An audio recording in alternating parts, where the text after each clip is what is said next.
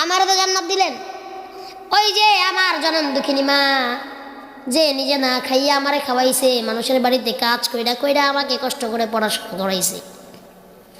ওই যে জনম দুঃখিনী বাবা পথে ঘাটে কাজ করেছে, মানুষের জমিনে কাজ করেছে, অটো চালাইছে, সিএনজি চালাইছে, মাটি কেটেছে। এই জনম দুঃখিনী মা বাবার না নিয়া আমি আলেম জান্নাতে যাব না। আল্লাহ বলবেন মা বাবাকে ডাক দাও, আলেমের মা বাবাকে ডাক দেওয়া হবে। দেওয়ার পরে আল্লাহ বলবেন ও আলেম, এই যে তোমার মা, এই যে তোমার বাবা, আমি তোমাকেও জান্নাত দিয়েছি, যাও যাও তোমার মা বাবাকেও আমি জান্নাত দিয়ে দিলাম। এবার আল্লাহ দেখবেন আবার দাঁড়ায় আছে, বলবে তুমি আবার দাঁড়ায় আছো কেন? তোমাকেও দিলাম, তোমার মা বাবাকেও দিলাম।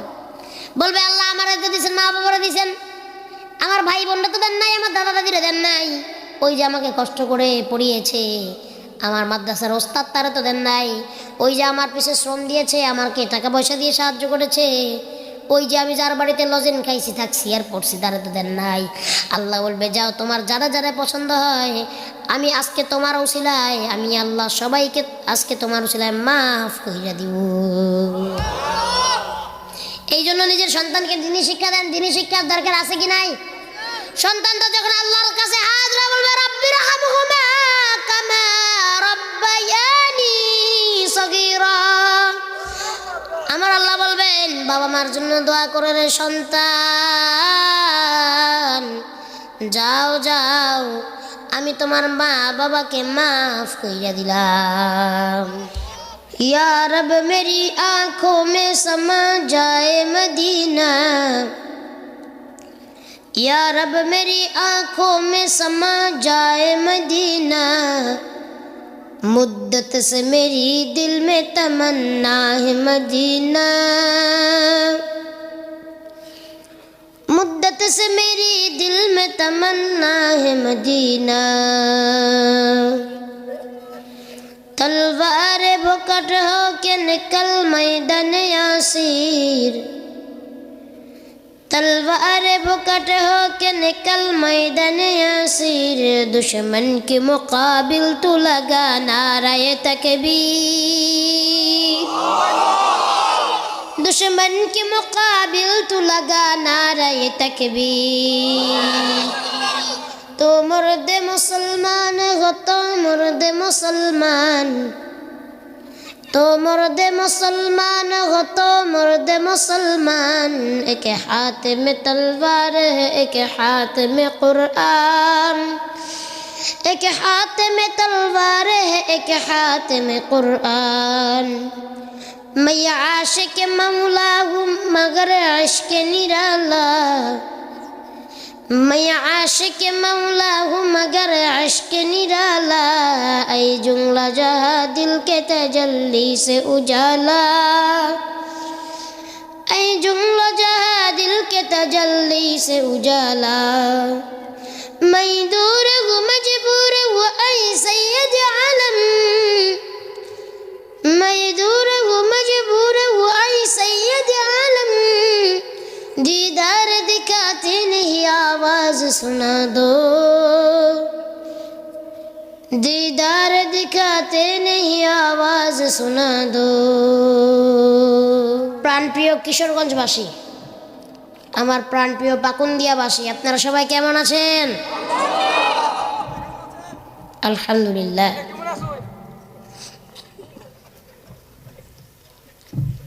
সবাই সুস্থ আছেন তো? ভালো আছেন তো? ভালো রাখার মালিককে, সুস্থ রাখার মালিক, সকল প্রশংসার মালিক, আসমানের মালিক, জমিনের মালিক, হায়াতের মালিক, মৌতের তাকদীরের, সেই আল্লাহ তাআলাকে রাজি খুশি করার জন্য সকলে একবার অন্তরস্থল থেকে জোরে সোরে উচ্চ স্বরে এমনভাবে শুকরিয়া আদায় করব যাতে করে আমাদের এই শুকরিয়া আদায়ের ধ্বনি আল্লাহ তাআলার আরশে মহল্লা পর্যন্ত পৌঁছে যায় তাই সকলে অন্তরস্থল থেকে জোরে জোরে সবাই একবার শুকরিয়া আদায় করছি, পড়ছি আলহামদুলিল্লাহ। শুকরিয়া আদায় করলাম, খুশি হইলেন কে? বেজার হয়েছে কোনটায়? আমরা সকলে মাহফিলের শুরুতেই পড়ছি, সকলে বলছি আস্তাগফিরুল্লাহ রব্বি মিন কুল্লি জামবি ওয়া আতুবু ইলাইহি লা হাওলা ওয়ালা কুওয়াতা ইল্লা বিল্লাহিল আলিয়্যিল আযীম। আল্লাহ তাআলা আজকের মাহফিল থেকে আমাদের সমস্ত গুনাহ খাতাগুলি মাফ করে দিক, সকলে বলছি আল্লাহুম্মা আমিন। আল্লাহ তাআলা আজকের মাহফিল থেকে আমাদেরকে হিদায়াত দান করুক, সকলে বলছি আল্লাহুম্মা আমিন।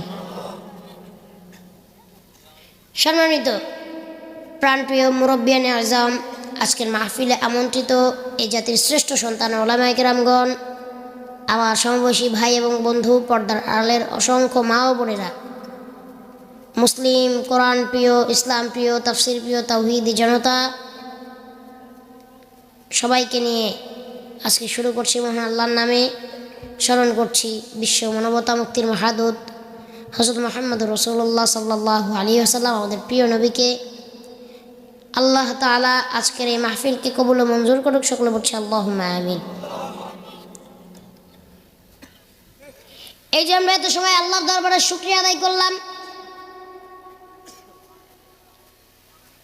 আল্লাহকে খুশি করার জন্য আলহামদুলিল্লাহ বললাম। মহান আল্লাহ পাক রব্বুল আলামিন বলেন, বান্দা তুমি যখন আমাকে আল্লাহ বলে ডাক দাও আর আমার নামের শুকরিয়া আদায় করো, আমি আল্লাহ তাআলা তুমি বান্দার উপর বড় খুশি হয়ে যাই। আল্লাহ তাআলা তো এমনিই বান্দাকে অনেক ভালোবাসে, অনেক মহব্বত করে, ঠিক কিনা? আবার যখন বান্দা আল্লাহর নিয়ামতের শুকরিয়া আদায় করে, আল্লাহ তাআলা বলেন, লা ইন শাকারতুম লা আযীদান্নাকুম ওয়া লা ইন কাফারতুম ইন্না আযাবি লাশাদীদ।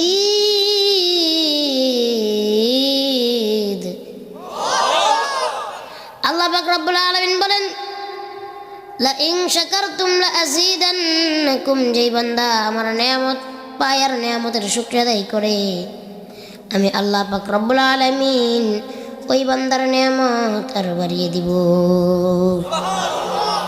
ওয়ালা ইন কাফারতুম ইন্না আযাবি লাশাদীদ, যেই বান্দা আমার নিয়ামত পায় আর নিয়ামতের শুকরিয়া আদায় করে না, নাশুকরি করে, আমি ওই বান্দার থেকে নিয়ামত ছিনিয়ে নিব আর জাহান্নামের কঠিন আযাবে বান্দাকে নিক্ষেপ করব। এখানে আমরা যারা বসে আছি, আমার মনে হয় না আমরা কেউই জাহান্নামে যেতে চাই। এই জন্য আল্লাহর নিয়ামতের শুকরিয়া আদায় করতে হবে।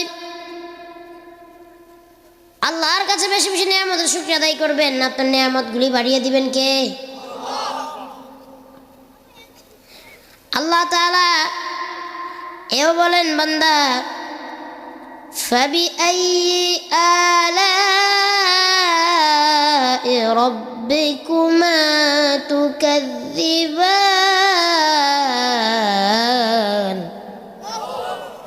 আল্লাহ তাআলা বলেন, বান্দা দুনিয়ার যেই জায়গায় তুমি তাকাও, কোন জায়গায় আমার নিয়ামত তুমি অস্বীকার করতে পারবে? দুনিয়ার এমন কোনো নিয়ামত নাই যেই নিয়ামত তুমি বান্দা অস্বীকার করতে পারবে। আল্লাহ আপনাকে আমাকে পরিপূর্ণ নিয়ামত দিয়া পরিপূর্ণভাবে আল্লাহ তাআলা আপনাকে আমাকে বানিয়েছেন।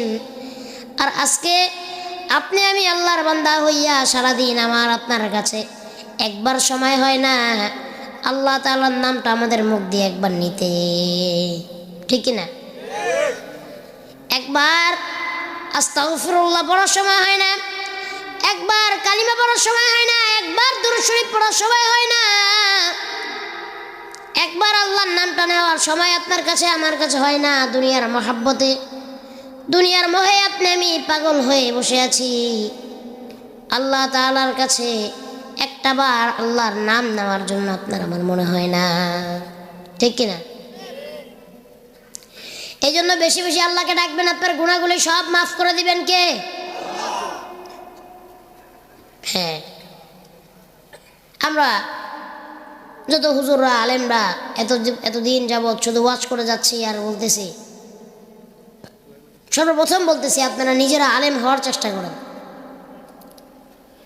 এখন অনেকে বলবেন হুজুর বয়স অনেক বেশি হয়ে গেছে, এখন তো মাদ্রাসায় যাওয়ার সময় নাই, পড়ালেখা মাথায় ঢুকবে না। তখন আমরা বলি নিজে না পারলে নিজের ছেলেকে আলেম বানান, হাফেজ বানান। আবার বলে হুজুর ছেলেরা এখন স্কুল কলেজ ইউনিভার্সিটিতে পড়ার সময় তো নাই। তখন আমরা বলি ভাইয়ের ছেলেকে বানান, বোনের ছেলেকে বানান, নাতিকে বানান। তাও যদি না পারেন নিজের গোষ্ঠীর ভিতরে একজনকে বানান। তাও যদি না পারেন আপনার আশেপাশের মাদ্রাসায় কত গরিব এতিম ছাত্র পড়াশোনা করে যারা মাও নাই বাপও নাই। অনেকের আবার বাপ আছে মা নাই, অনেকের আবার মা আছে বাপ, তাদেরকে বানান।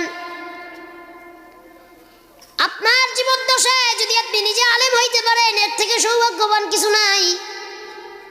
সন্তানকে বানাইতে পারেন তার থেকেও সৌভাগ্যের কিছু নাই। ভাইয়ের ছেলেকে বানান, বোনের ছেলেকে বানান, এটাও বড় সৌভাগ্যের ব্যাপার। ওই কঠিন কিয়ামতের দিন যখন ইয়া নাফসি বলে ওই কিয়ামতের ময়দানে দৌড়াবেন, রৌদ্রের তাপ সহ্য করতে না পেরে কিয়ামতের জমিনটা তাওয়ার জমিন থাকবে, দাঁড়ায়া থাকতে পারবেন না, কষ্ট সহ্য করতে পারবেন না। ওই দিন আমার আল্লাহ ডাক দিবে আর বলবে কত মেহনত করেছো নিজের সন্তানের পিছনে, আজকে সন্তানকে আলেম বানাইছো, হাফেজ বানাইছো, সন্তানকে তো জান্নাত দিলাম, সেই সন্তানের সাথে তুমি মা বাবাকেও আমি আল্লাহ জান্নাত দিয়ে দিলাম। সন্তানকে মাদ্রাসায় পড়াইলে কি লাভ জানতে হবে কি হবে না, আর না পড়াইলে কি লস তাও জানতে হবে কি হবে না। সর্বপ্রথম রাসূল সাল্লাল্লাহু আলাইহি ওয়াসাল্লাম বলেন তলাবুল ইলমি ফারিদাতুন আলা কুল্লি মুসলিম, দ্বীনি ইলম তলব করা প্রত্যেক মুসলমানের উপর ফরজ করেছেন কে? সন্তানকে দ্বীন শিক্ষা দিতে হবে, কোরআন শিক্ষা দিতে হবে। কোরআন শিক্ষার কোনো বিকল্প নাই। কোরআন শুধু দেখে দেখেই পড়লে চলবে না, কোরআনকে সহি এবং শুদ্ধভাবে পড়তে হবে। কোরআনকে শুধু দেখে দেখে পড়লে চলবে না, কোরআনের ভাষাগুলিও বুঝতে হবে। কোরআন আপনাকে আমাকে কি বলতে চায়, কোরআনের পড়াগুলি বুঝতে হবে, নিজের ভাষায় অনুবাদ করে বুঝতে হবে, কোরআনকে তেলাওয়াত করতে হবে, তারপরে আবার কোরআনকে বুঝে নিজের জীবনে পরিচালনা করতে হবে, ঠিক কিনা? শুধু নিজের জীবনে নয়, আল্লাহ পাক রব্বুল আলামিন বলেন ফামান তাবিআ হুদায়া ফালা খাউফুন আলাইহিম ওয়ালা হুম ইয়াহজানুন। আল্লাহ তাআলা বলেন যদি কোনো বান্দা নিজের জীবনকে কোরআন দিয়ে পরিচালনা করে, কোরআনের আইন দিয়ে পরিচালনা করে, ওই বান্দার মনে আর কোনো চিন্তা থাকবে না। যদি কোনো সমাজের মানুষ তার নিজের সমাজকে কোরআনের আইন দিয়ে পরিচালনা করে, যদি কোনো দেশের মানুষ তার দেশকে কোরআনের আইন দিয়ে পরিচালনা করে, ওই দেশের মানুষের মনে কোনো ভয় থাকবে না, খুনের ভয় থাকবে না, রাহাজানির ভয় থাকবে না, ছিনতাইয়ের ভয় থাকবে না, চুরির ভয় থাকবে না। আজকে কত মা বোনেরা ধর্ষিত হচ্ছে, ধর্ষণের ভয়ও থাকবে না, গুম খুনের ভয় থাকবে না, ইফটিজিংয়ের ভয় থাকবে না। ওই দেশের মানুষের মনে একটা মাত্র ভয় থাকবে, চিৎকার মেরে বলেন সেই ভয় কার? আর একটু চিৎকার মেরে বলেন সেই ভয় কার? আল্লাহ ছাড়া কারোর ভয় থাকবে না। সামনে এই যে আমার মাদ্রাসার 3-4টা ভাই বসে আছেন, আমি অনেক সময় ধরে লক্ষ্য করতেছি, এখানে আমি ওয়াজ করতেছি, আপনারা হাসাহাসি করতেছেন, বিষয়টা খুব খারাপ। এই যে সামনে আপনারা এই যে বসে আছেন, দয়া করে বলবো এটা হাসির মঞ্চ নয়। আপনারা মাদ্রাসা স্টুডেন্ট, আপনারা যদি হাসাহাসি করেন মানুষ কি মনে করবে? আমি অনেক সময় লক্ষ্য করছি সামনে যে ভাইরা বসে আছেন, আশেপাশে যে ভাইরা বসে আছেন, দয়া করে আপনারা কোনো কথা বলবেন না, নড়াচড়াও করবেন না। এখানে আমি আমার জীবনের কথা আপনাদেরকে শোনাইতে আসিনি, আমার পরিবারের কথা বলতে আসিনি। এখানে আমি কোরআন হাদিস থেকে আপনাদেরকে শোনাইতে আসছি, ঠিক কিনা? আল্লাহ রসুল সাল্লাল্লাহু আলাইহি ওয়াসাল্লাম বলেন, ওই কথার থেকে আর কোনো কথা দামি হইতে পারে না যেই কথা কোরআনের হয়। ওই কথার থেকে আর কোনো কথা দামি হইতে পারে না যেই কথা রসুলের হয়, নবীর হাদিসের হয়। আপনারা মাদ্রাসায় পড়েন, আপনারা যদি এরকম করেন, হাসাহাসি করেন, একজনের সাথে একজন কথা বলেন, আপনাদের থেকে আমরা শিখবো কি বা মানুষ শিখবে কি? দয়া করে একটু বুঝবান হন। আমি কথাগুলো বলতে চাই না, আমি অনেক সময় আমি আপনাদের এই 3জন 4জনকে আমি ফলো করছি, তারপরে বলছি। বুঝে আসছে বিষয়গুলা? ব্যাস। বক্তা যখন হাসির কথা বলবে তখন তো হাসতে পারবেনি। যখন কোরআনের আয়াত বলা হচ্ছে, নবীর হাদিস বলা হচ্ছে, এই সময় হাসাটা তার মানে আপনার কাঁধে শয়তান ভর করছে, ঠিক কিনা? আল্লাহ বোঝার তৌফিক দান করুন, সকলে বলছে আল্লাহুম্মা আমিন।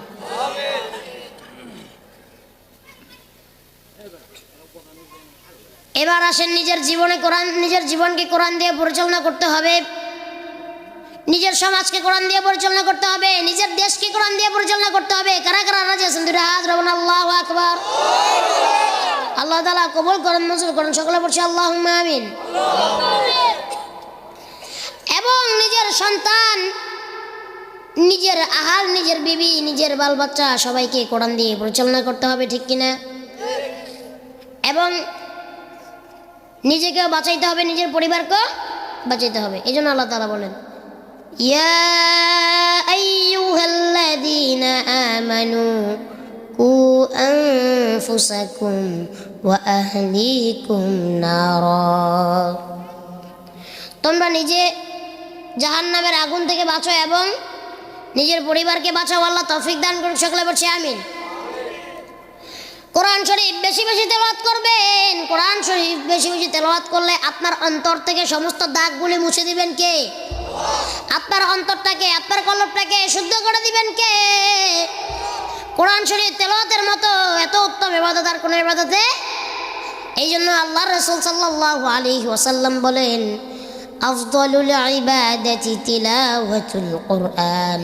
কোরআন শরীফ তেলাওয়াত করা, কোরআন শরীফ তেলাওয়াত সর্বোত্তম ইবাদত। পড়বেন তো ইনশাআল্লাহ, তারতিলের সহিত পড়বেন। কোরআন শরীফ যখন পড়বেন সহিভাবে, শুদ্ধভাবে তারতিলের সহিত পড়বেন, পারবেন তো ইনশাআল্লাহ।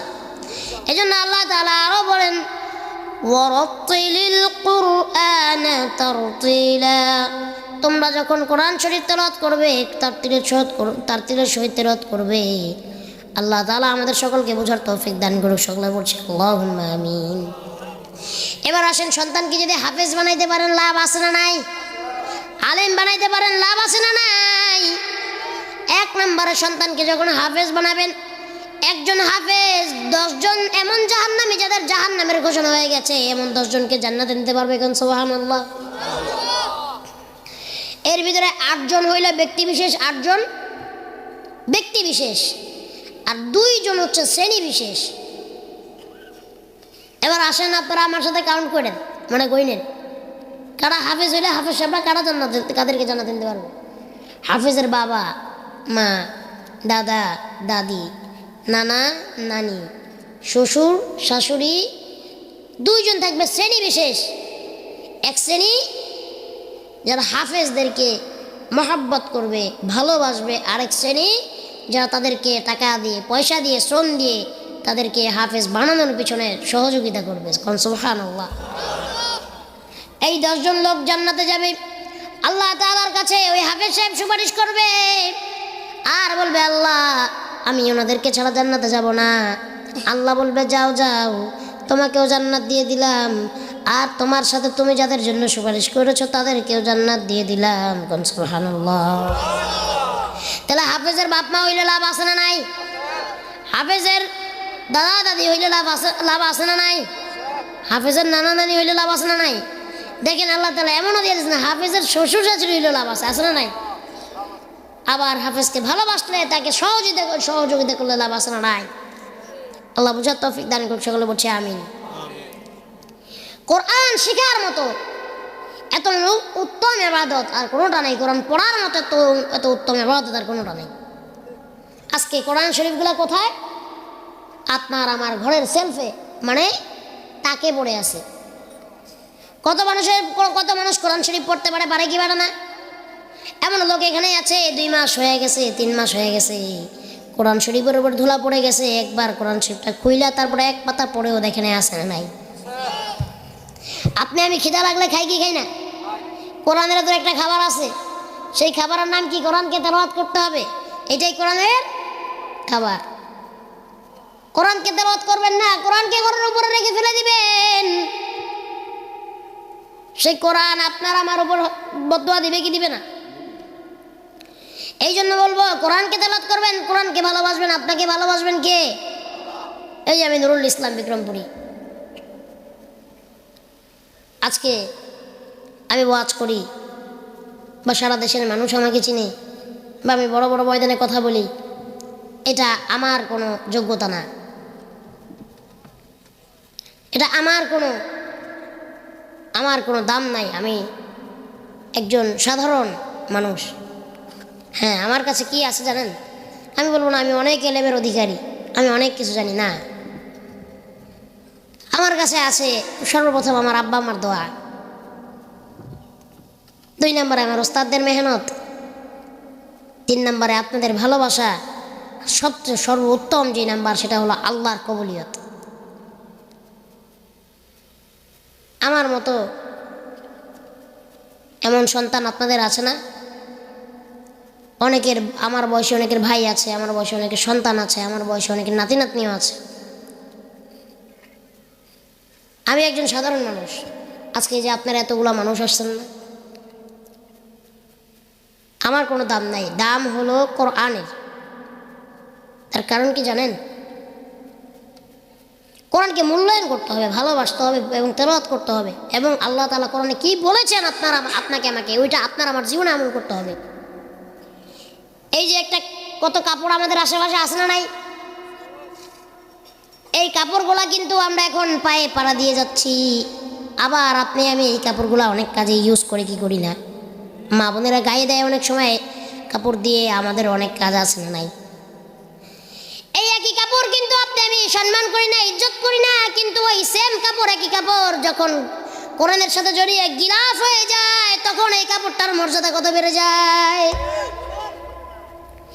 এখন তো উজু করে ধরি না, তখন উজু ছাড়া ধরতে ভয় লাগে কোরআনের গিলাফটাকে, ঠিক কিনা?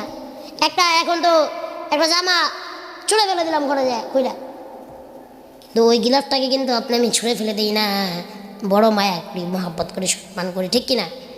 একটা কাঠের চেয়ারে আমি বসে আছি, আপনিও বসে আছেন, কাঠের আসবাবপত্র আপনার আমার ঘরে অভাব নাই, সেই কাঠের উপরেও কিন্তু উজু করে বসি না, পাও দিয়ে দাঁড়ায় থাকি ফ্রির উপরে, টেবিলের উপরে, কিন্তু ওই একই কাঠ যখন কোরআনের সাথে জড়ে গিলাফ যখন রেহাল হয়ে যায়, তখন ওই রেহালকেও আমরা ছুঁড়ে ফেলে দিই না।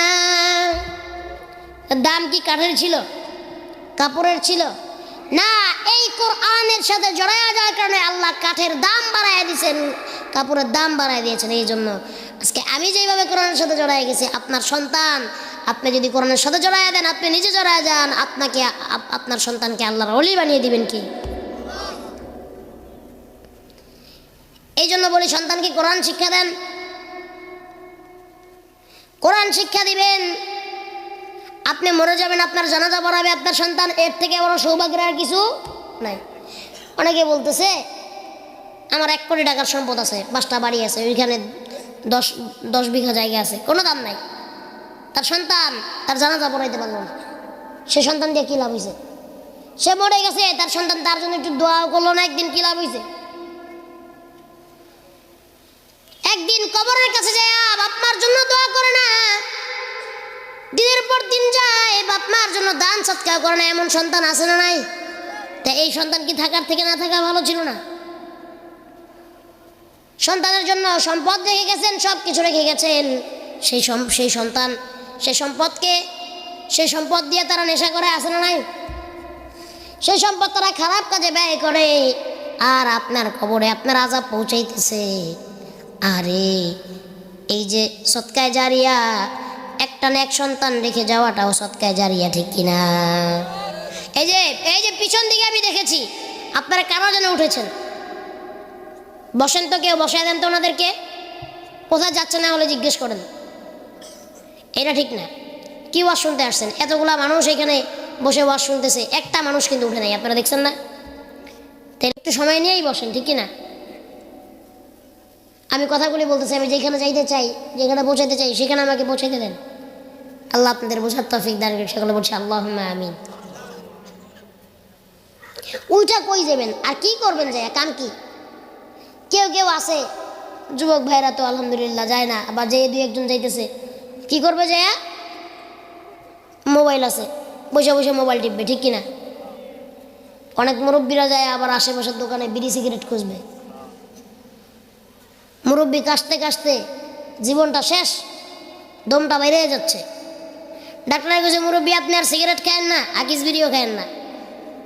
তো ডাক্তার যখন না করছে, তখন সে বিড়ি খেত প্রতিদিন 4টা 5টা। ডাক্তার না করার পরে এখন খায় 8টা 10টা। কারণ কি? এখন কইতেছে ডাক্তার তো আবার না করছে যে আপনি বিড়ি খায়েন না বা সিগারেট খায়েন না, মুরব্বী আপনার তো পাথর জমবে, আপনার ফুসফুসে তো সমস্যা হবে। আরে মরেই তো যেমন খায় মরি, ঠিক কিনা? এমন মুরব্বী আপনার এই সুখিয়ায় পাকুন দিয়ে নাই? যাইয়া দেখবো চিপায় চাপায় কোন জায়গায় আমার জোয়ান ভাইয়েরা, যুবক ভাইয়েরা কোন জায়গায় ফাঁকা ফোকা আসেনি, যাই একটা বেনসন সিগারেট নিয়ে ধরাই দেব। আছে না নাই? আবার অনেকে যায় এখন বৈশা বৈশা প্রেমিকারাই মেসেজ পাঠাইব, আছে না নাই? ফেসবুকে না, মেসেঞ্জারে, হোয়াটসঅ্যাপে চ্যাট করবে এখন যায়, আছে না নাই? তাহলে এই যে আপনার 1000 রাত ঘুমায় থাকার থেকে, 1000 রাত মোবাইল টিপার থেকে, নেশা করার থেকে 1 ঘন্টা কোরআনের মাহফিলে থাকা অতি উত্তম, ঠিক কিনা? সামনে রমজান মাস আসছে, প্রস্তুতি নেন। 14ই ফেব্রুয়ারি বিশ্ব লুচ্চা দিবস। ভালোবাসা দিবসের নামে নষ্টামির দিন। যাক, এবার 14ই ফেব্রুয়ারি দিবাগত রাত্রে সবে বরাত, ঠিক কিনা? যুবক ভাইরা বলে দেই, 14ই ফেব্রুয়ারি নামে আমাদের ইসলামে কোনো সংস্কৃতি নাই। ইসলামের সংস্কৃতি আছে 2টা। কয়টা? একটা হচ্ছে ঈদুল আযহা, আরেকটা ঈদুল ফিতর। এই 2টা হচ্ছে আমাদের কি সংস্কৃতি, উৎসবের দিন, ঠিক কিনা? এছাড়া কোনো 14ই ফেব্রুয়ারি বিশ্ব বেহাইয়া দিবস, বিশ্ব লুচ্চা দিবস নামে করো, সে যদি মুসলমানের জন্ম হয়ে থাকে, সে যদি মুসলমানের ছেলে হয়ে থাকে, মুসলমানের সন্তান হয়ে থাকে, সে পালন করতে পারে না। আর যদি তুমি যদি বিধর্মীর সন্তান হও, তুমি যদি বৌদ্ধ, হিন্দু, খ্রিস্টান, ইহুদির সন্তান হও, তুমি পালন করো। আর এই যে আজকে যে সন্তানরা 14ই ফেব্রুয়ারি নামে এই বেহাইয়া দিবস পালন করবে প্রেমিক প্রেমিকার সাথে, এই সমস্ত গুনাহ ওই সমস্ত সন্তানের মা বাবার খাতায়ও জমা হবে। কারণ যদি কোনো বাবা এটা জানে আমার ছেলে আজকে 14 ফেব্রুয়ারি পালন করবে, সেই বাবা যদি বাধা না দেয়, সেই বাবাও একই গুনার অধিকারী। আমি সোজা কথা বলে যাব, এখানে 14ই ফেব্রুয়ারি নামে যারা বিশ্ব বেহাইয়া দিবস পালন করবেন, আমরা তাদেরকে মুসলমান মনে করি না, আর আমরা তাদের মুসলমান মানিও না। এই বাপমা যারা আছেন তাদের কাছে কঠোর অনুরোধ, সন্তানদেরকে থামান, সন্তানদেরকে এই পথ থেকে বিরত থাকতে বলুন, নয়তোবা আমরা আপনাদেরকেও মুসলমান মনে করব না। কিসের 14ই ফেব্রুয়ারি? কিসের ভালোবাসা দিবস? আরে ভালোবাসা তো হবে আল্লাহর সাথে, নবীর সাথে, ভালোবাসা হবে কোরআনের সাথে, ভালোবাসা হবে আলেম ওলামার সাথে। আর যদি এমনি কারোর সাথে ভালোবাসা থাকে, ওইটা আরেক বিষয়। কিন্তু ওই ভালোবাসা হারাম ভালোবাসা হওয়া যাবে না, হালাল ভালোবাসা হইতে হবে, ঠিক কিনা? এই জন্য বলবো, মাদেরকে বলবো, মেয়েগুলাকে সাবধান রাখেন, বুঝান। এর থেকে আর কোনো বড় কথা নাই যে 14ই ফেব্রুয়ারি পালন করবে সে মুসলমান হইতে পারে না, ঠিক কিনা? এই যে আজকে বলে গেলাম, যদি আপনাদের মাথায় এটা ঢুকে থাকে আলহামদুলিল্লাহ, আর না ঢুকলে আপনাদের হিসাব আপনারা দিবেন। আমাদের বড় দায়িত্ব আমরা বলে গেলাম, ঠিক কিনা? কোনো মাদ্রাসার ছেলে ফেব্রুয়ারি পালন করবে না, কোন আলেম ওলামা 14 ফেব্রুয়ারি পালন করবে না। আপনার সন্তান আপনার মতো মানুষেরাই 14 ফেব্রুয়ারি পালন করবে। এই জন্য কঠোরভাবে নিষেধ করে গেলাম। নিজেদের সন্তানদেরকে একটু বুঝে রাখেন, বলে দিয়েন যেই রকম সন্তান বাবা মার অবাধ্য হয়ে এই সমস্ত কুসংস্কৃতি অপসংস্কৃতি পালন করে, ওই সমস্ত সন্তান ঘর থেকে বের করে দেওয়া উত্তম। খানা না দিয়া ঘর থেকে বের করে দিবেন। এই সমস্ত সন্তানদেরকে আল্লাহ বোঝার তৌফিক দান করুন, সকলে বলছে আমিন।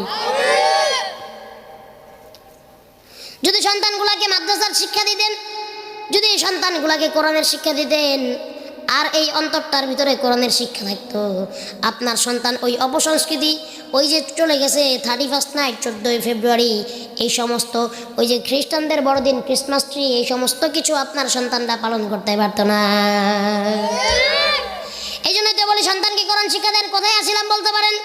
ওই যে বলতেছিলাম হাফেজ সাহেবকে যদি ভালোবাসেন, মহব্বত করেন, তাকে সাহায্য করেন। মুরব্বী ওই যে আপনারা দেখেন নাই, ওই যে এই যে মুরব্বী বসেন। কোথায় যাচ্ছে? এস্তেঞ্জা, ঠিক আছে। মুরব্বী কইলে তো শান্তি নাই।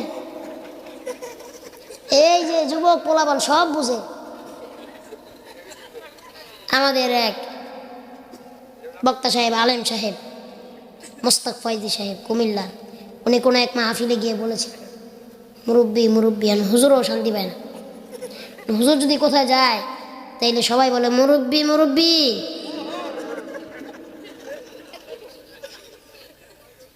ঠিক কিনা? মুরব্বী কইছি শান্তি পাই না। আগে আমরা এই কথাই বলে রাখতাম সবাই। এখন হুজুর ওই কথা বলার পর থেকে এখন ডাক দিন পোলাপানে খালি হুজুর মুরব্বী। ঠিক কিনা? যাক, আল্লাহ তাআলা আলেমদের কথাগুলি পুরো দুনিয়াব্যাপী প্রচার করে দেখ।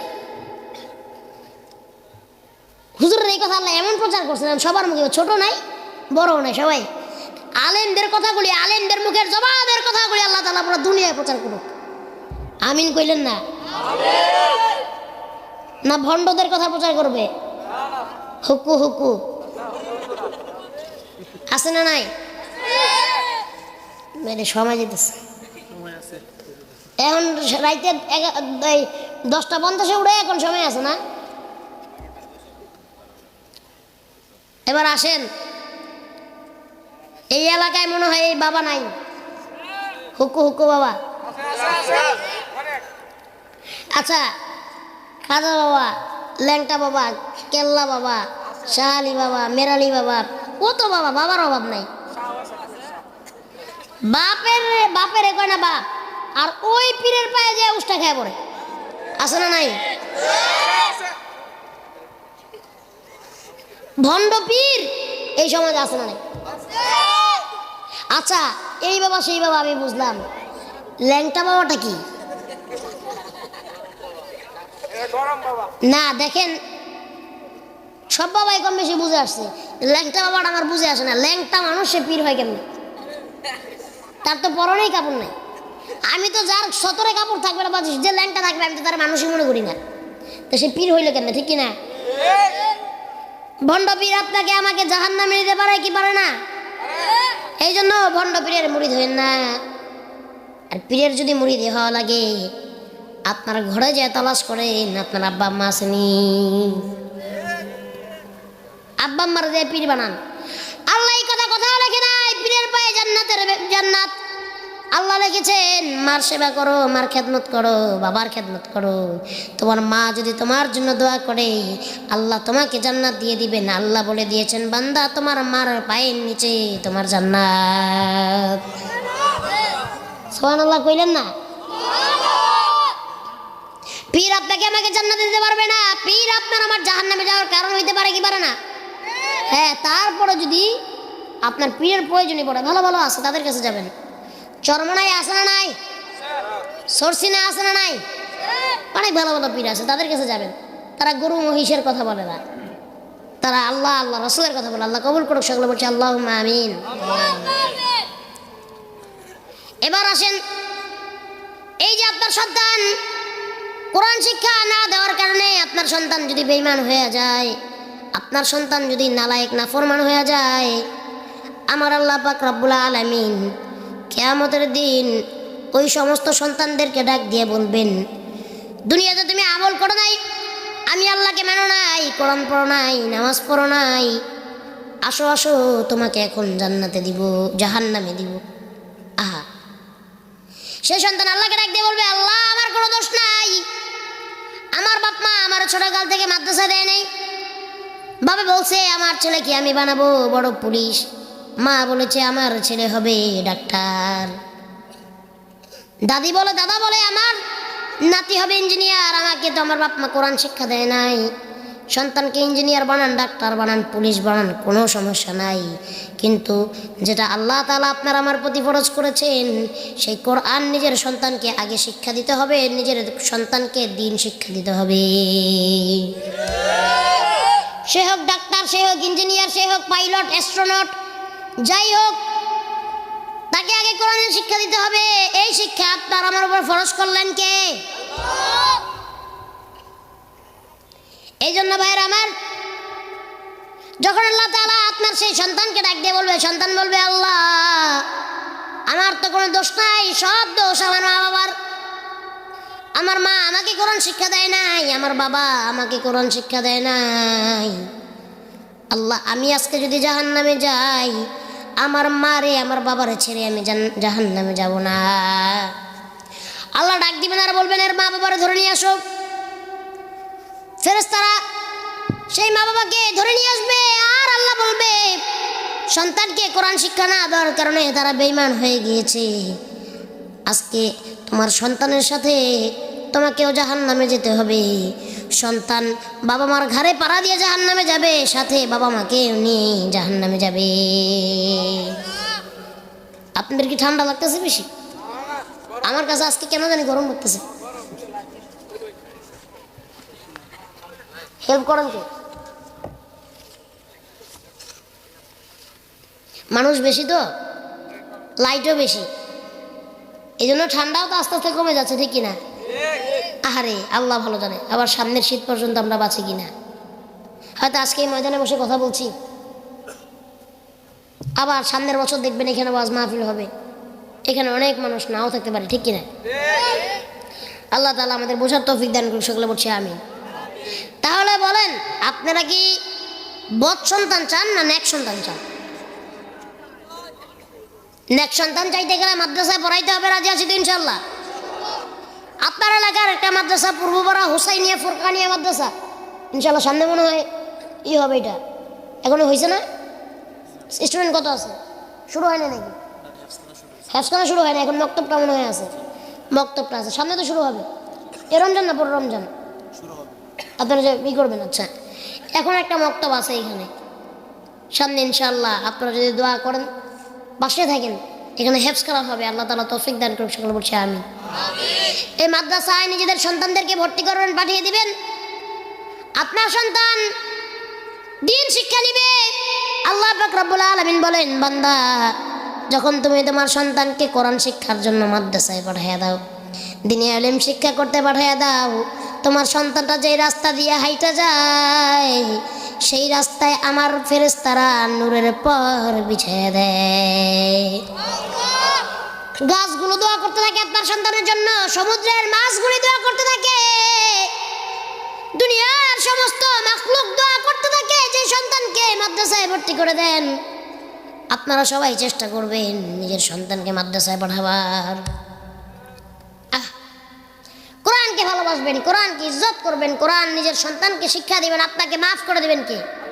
আসেন সেই কিয়ামতের ময়দানে নেক সন্তানের কথা বলছে এখন। আল্লাহ পাক রব্বুল আলামিন বলেন, ইয়াউমা ইয়াফিরুল মারউ মিন আখিহি ওয়া উম্মিহি ওয়া আবিহি ওয়া সাহিবাতিহি ওয়া বানিহি। সুবহানাল্লাহ কইলেন না? আল্লাহ পাক রব্বুল আলামিন বলেন, ইয়াউমা ইয়াফিরুল মারউ মিন আখিহি, ওই দিন তোমাকে কেউ চিনবে না। কারা তোমাকে চিনবে না? ওয়া উম্মিহি ওয়া আবি, তোমার মা, তোমার বাবা, ওয়া সাহিবাতিহি ওয়া বানিহি, তোমার বিবি, তোমার বাল বাচ্চা, তোমার আত্মীয় স্বজন, তোমার কেউ তোমাকে চিনবে না। ওই কিয়ামতের দিনটা বড় কঠিন দিন হবে, হাসরের ময়দানটা বড় কঠিন হবে। আল্লাহ পাক রব্বুল আলামিন বান্দাকে ডাক দিয়ে বলবেন, দেখবেন বান্দার কাছে একটা গুনাহ, একটা নেক কম, একটা গুনাহ বেশি। আল্লাহ বলবে যে বান্দা যাও, এই একটা নেক কার থেকে বড় নিয়ে আসো। ওই দিনই বোঝা যাবে কে আপনার আপন আর কে আপনার পর, ঠিক কি না? কে আপন কে পর ওই দিন বোঝা যাবে কি যাবে না? বান্দা কিয়ামতের ময়দানে দৌড়াদৌড়ি করবে, ভাইকে দেখবে ভাই পলায়া যাবে, বাবাকে দেখবে বাবা পলায়া যাবে, মাকে দেখবে মা পলায়া যাবে। যদিও কারোর সাথে চেনা পরিচয় হয়ে যায়, কথা হয়ে যায়, বন্ধুকে বলবে বন্ধু কত রাত একসাথে কাটিয়ে দিয়েছি, কত জায়গায় একসাথে খেলাধুলা করেছি, কত দুষ্টামি ফাইজলামি একসাথে করেছি বন্ধু, আজকে তোমার বন্ধু একটা নেকের জন্য জান্নাতে যাইতে পারি না, আমাকে একটা নেক দিবানি। বন্ধু বলবে তুমি আমার কিসের বন্ধু, আমি তোমাকে চিনি না। বাবার কাছে যাবেন, বাবা বলবে আমার সন্তান নাই। মায়ের কাছে যাবেন, মা বলবে আমার সন্তান নাই। একজনের পিছনে আরেকজন পলায়ন করতে থাকবে, কেউ কাউকে চিনবে না, মা সন্তানকে চিনবে না, সন্তানও বাবাকে চিনবে না, মাকে চিনবে না। ওই কিয়ামতের কঠিন দিনে আপনার আলেম সন্তানটা আল্লাহ তাআলা ডাক দিয়ে বলবে, দুনিয়াতে আল্লাহর কোরআন তুমি পড়েছো, আল্লাহর কোরআন তুমি প্রতিষ্ঠা করতে গিয়ে কতই না কষ্ট সহ্য করেছো। আলেম ওলামারা অনেক কষ্ট সহ্য করছে না? কত আলেম ওলামা বছরের পর বছর জেল খেটেছে, কত আলেম ওলামা বিনা অপরাধে বিনা দোষে ফাঁসিতে ঝুলিয়ে দেওয়া হয়েছে, কত আলেম ওলামা জেল কাটতে কাটতে ওই জেলের ভিতরেই তাদের মৃত্যু হয়ে গেছে। বিশেষ করে আজকে আমার একজনের কথা বড় মনে পড়ে যায়, কোরআনের বাকি আপনার আমার মহাব্বতের আল্লামা দিলওয়ার হোসেন সাইদি। আল্লামা দিলওয়ার হোসেন সাইদি রহিমাহুল্লাহ কিশোরগঞ্জের জমিনে বয়ান করেন নাই? এখানে হুজুরের বয়ান শুনছে, এখানে অনেকে আছে, সরাসরি আছে না? অনেক মুরব্বীরা আছেন না, হুজুরের বয়ান সরাসরি শুনছেন? কারা কারা শুনছেন একটা হাত উঠান তো। হুজুরের বয়ান আয় মার হাবা, অনেক মুরব্বীরা শুনছে, হাত নামান। সামনাসামনি আপনারা দেখছেন, হুজুরকে শুনছেন। কোরআনের পাখির জন্য আজকে কলিজাটা ছিঁড়ে যায়। হয়তো আজকে যদি বেঁচে থাকতো এই কোরআনের ময়দানে বসে উনি কথা বলতেন, আমরা বসে বসে শুনতাম। আমার বড় ইচ্ছা ছিল ওনাকে একবার সামনে থেকে দেখবো, ওনার ওয়াজটা শুনবো সামনে বসে বসে। আজকে কত আলেম ওলামা ইসলামের জন্য জীবন দিয়েছে, আল্লাহ তাআলা তাদের ওই জান্নাতে আলা মাকাম দান করে দেখ। সকলে বলছি আল্লাহুম্মা আমিন। আল্লাহ বলবে আলেম বড় কষ্ট করেছো, বড় নির্যাতন সহ্য করেছো, নিজের জীবন দিয়েছো, আসো আসো, আমি আল্লাহ তাআলা আজকে সেই প্রতিদান হিসাবে আমি আল্লাহ পাক রব্বুল আলামিন তোমাকে সব থেকে বড় জান্নাতের মালিক আমি আল্লাহ বানাইয়া দিলাম। কথা বলি না, নিজেদের ভিতর কথা না বলি। সে আলেম ওলামা বলবে আল্লাহ আমারও তো জান্নাত দিলেন, ওই যে আমার জনম দুঃখিনী মা যে নিজে না খাইয়া আমারে খাওয়াইছে, মানুষের বাড়িতে কাজ কইরা কইরা আমাকে কষ্ট করে পড়াশোনা করাইছে, ওই যে জনম দুঃখিনী বাবা পথে ঘাটে কাজ করেছে, মানুষের জমিনে কাজ করেছে, অটো চালাইছে, সিএনজি চালাইছে, মাটি কেটেছে, এই জনম দুঃখিনী মা বাবার না নিয়া আমি আলেম জান্নাতে যাব না।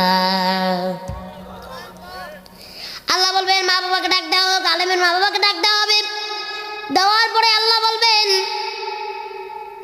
ও আলেম, এই যে তোমার মা, এই যে তোমার বাবা, আমি তোমাকেও জান্নাত দিয়েছি, যাও যাও তোমার মা বাবাকেও আমি জান্নাত দিয়ে দিলাম। এবার আল্লাহ দেখবেন আবার দাঁড়ায় আছে, বলবে তুমি আবার দাঁড়ায় আছো কেন, তোমাকেও দিলাম, তোমার মা বাবাকেও দিলাম। বলবে আল্লাহ আমার তো দিয়েছেন, মা বাবারা দিয়েছেন, আমার ভাই বোনরা তো দেন নাই, আমার দাদা দাদিরা দেন নাই, ওই যে আমাকে কষ্ট করে পড়িয়েছে আমার মাদ্রাসার ওস্তাদ তারা তো দেন নাই, ওই যে আমার পিছনে শ্রম দিয়েছে, আমাকে টাকা পয়সা দিয়ে সাহায্য করেছে, ওই যে আমি যার বাড়িতে লজেন খাইছি থাকছি আর পড়ছি তারা তো দেন নাই। আল্লাহ বলবে যাও তোমার যারা যারা পছন্দ হয় আমি আজকে তোমার উসিলায় আমি আল্লাহ সবাইকে আজকে তোমার উসিলায় মাফ কইরা দিব। এই জন্য নিজের সন্তানকে দিনী শিক্ষা দেন। দিনী শিক্ষার দরকার আছে কি নাই? সন্তান তো যখন আল্লাহর কাছে হাত ধরে বলবে রব্বিরহামহুমা কামা রব্বায়ানি সগীরা। আমার আল্লাহ বলবেন বাবা মার জন্য দোয়া করে রে সন্তান, যাও যাও আমি তোমার মা বাবাকে মাফ কইরা দিলাম। এই জন্য সন্তানকে কোরআন শিক্ষা দিতে হবে কি হবে না? কোরআন শিক্ষার দরকার আছে না নাই? ছোট্ট একটা মিসাল শোনা যায়, তারপরে আর কন্টিনিউ করবো না। রাত হয়তো অনেক হয়ে গেছে, 11:50, 10:50 উঠছি, প্রায় 1 ঘন্টা। শেষ কথা নাই, আমি কথা বললে আপনারা বলবেন না। আস্তে। তাহলে এবার বলেন আজকে যে আলোচ্য বিষয়ে আমরা কি শিখতে পেরেছি? সন্তানকে কোরআন শিক্ষা দিতে হবে। কোরআন শিক্ষা দিলে লাভ আছে না নাই? যদি সন্তানকে না পারেন, আমি তো প্রথমে বলছি ভাইয়ের ছেলে বোনের ছেলে তাদেরকে দেওয়ার চেষ্টা করুন। কারা কারা রাজি আছেন দুটো হাত আল্লাহকে দেখাবেন। আল্লাহু আকবার। আয় আল্লাহ আমাদের হাতগুলোকে কবুল ও মঞ্জুর করেন। সকলে বলছি আল্লাহুম্মা আমিন। হাত নামান। হাত উঠাইতেও কি কষ্ট লাগে? নেতার পিছনে দিয়ে আগে স্লোগান দিয়েছেন আর কইছেন, এখন সেই নেতা কোথায়? আসেনি এলাকায়? বলাইছে? আহারে, আগে মানুষ নেতার পিছনে ঘুরছে আর স্লোগান দিছে, বলছে আমার ভাই তোমার ভাই, এমক ভাই শ্যামক ভাই।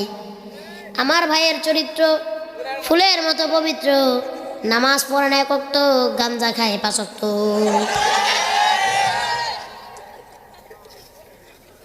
আপনি তো চেয়ারতে পড়ে যেতে রয়েছেন। ও হেলা, বুঝছে না বুঝছে না। আছে না নাই?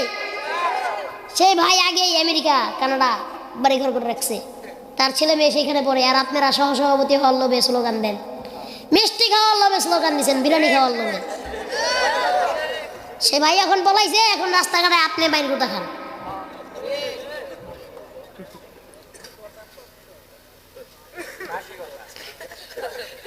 কথা নাই? আমি বলছি না, আমি কথা বললে আপনারা বলবেন না?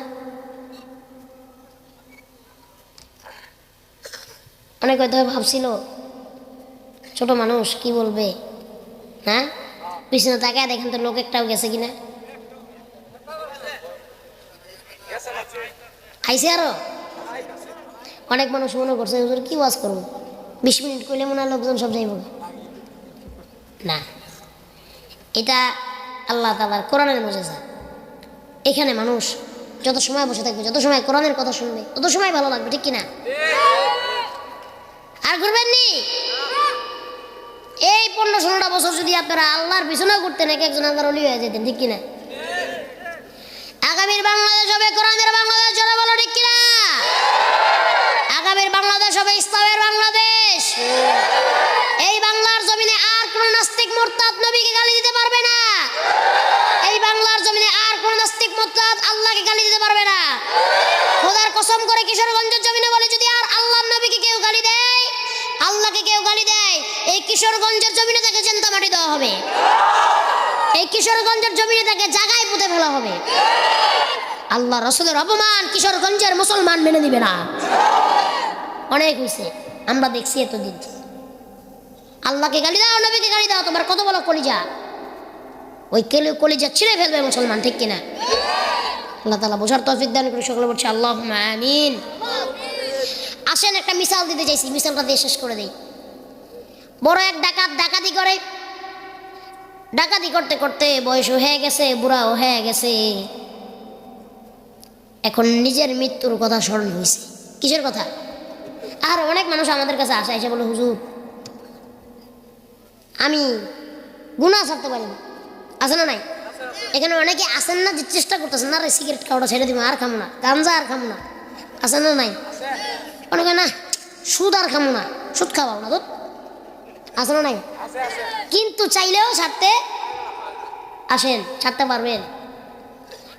প্রত্যেক দিন অন্তত হলো একবার মৃত্যুর কথা স্মরণ করবেন। যদি সে তার ভিতরে মানুষের কোনো আত্মা থেকে থাকে, সে যদি মৃত্যুর কথা স্মরণ করে প্রত্যেক দিন, তাহলে তার গুনাহ করার মতো আর কোনো স্কোপ থাকে না। মৃত্যু কি এত সহজ? মৃত্যু বড় কঠিন।